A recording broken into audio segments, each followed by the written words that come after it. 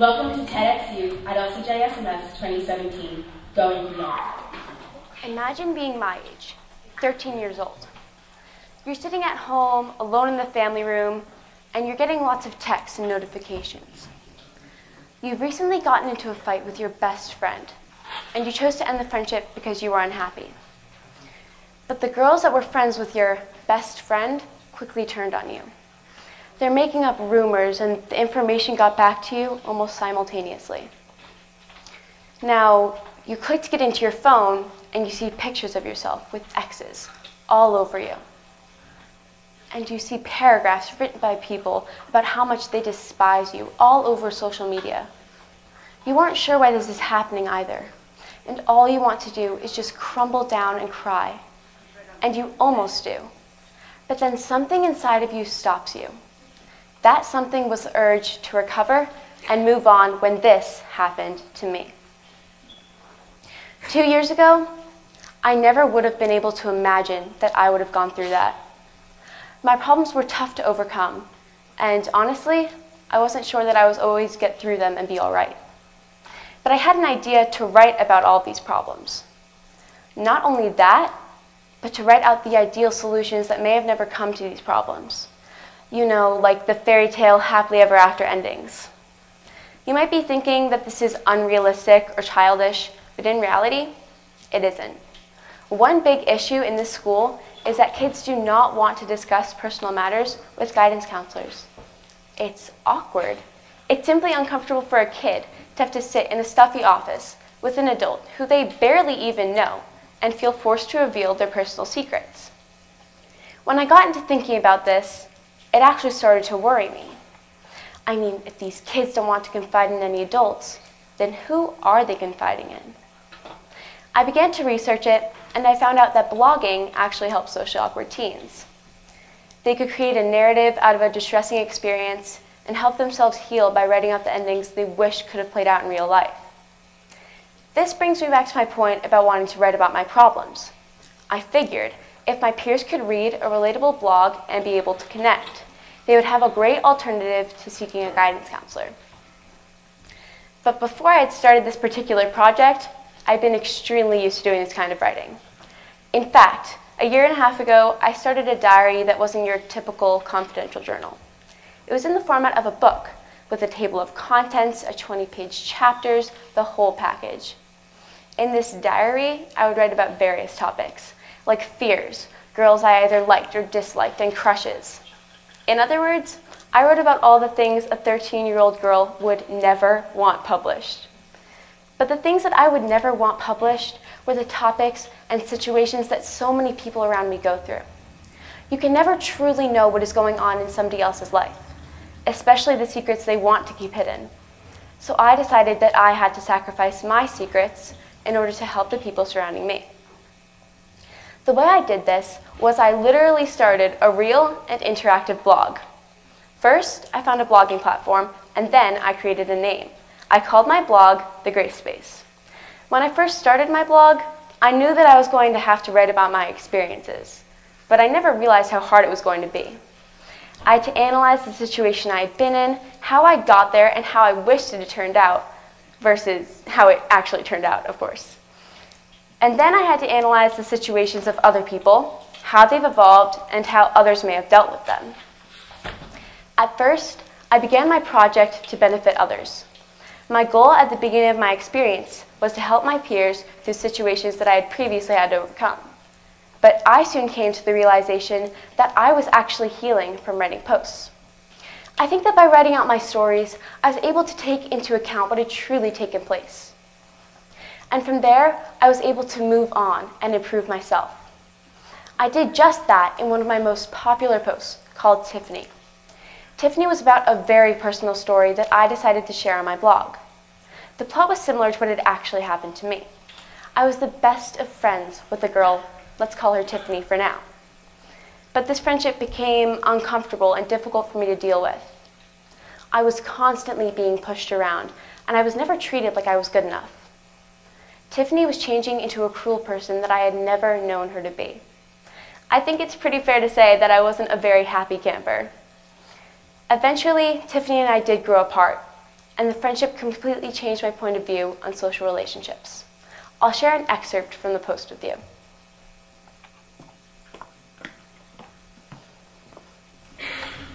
How can you change without even realizing? It's kind of like this. Think about your favorite shirt or outfit that you would wear every day if you could. You wear the shirt constantly.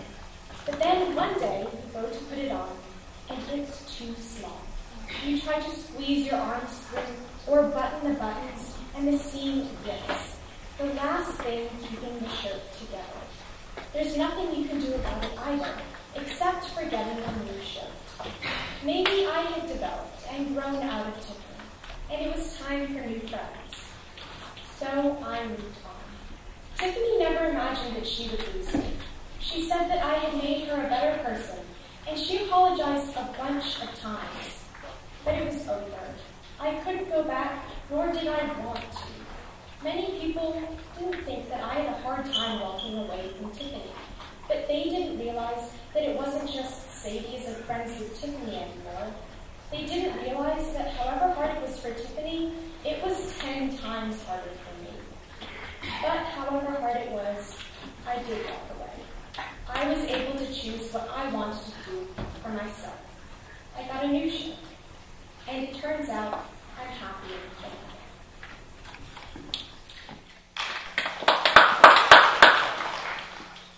I wrote stories like the one I wrote about Tiffany to inspire people to accept and overcome traumatic situations.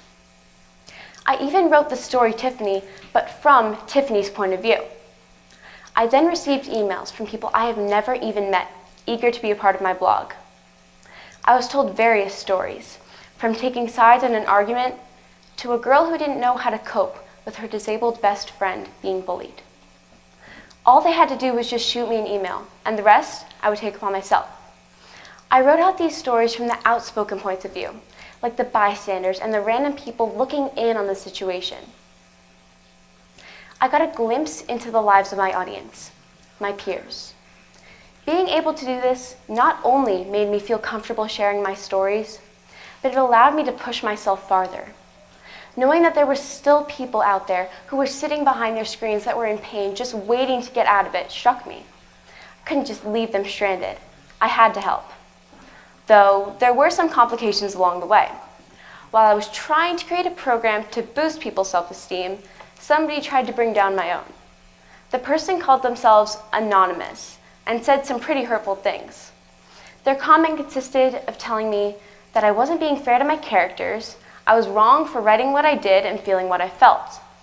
And as you can imagine, at first I took this comment very personally.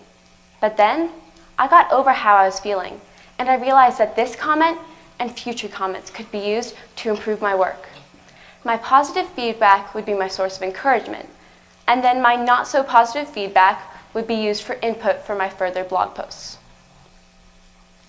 This one small comment inspired me to understand my viewers. The way that I wanted to address my audience was from multiple points of view.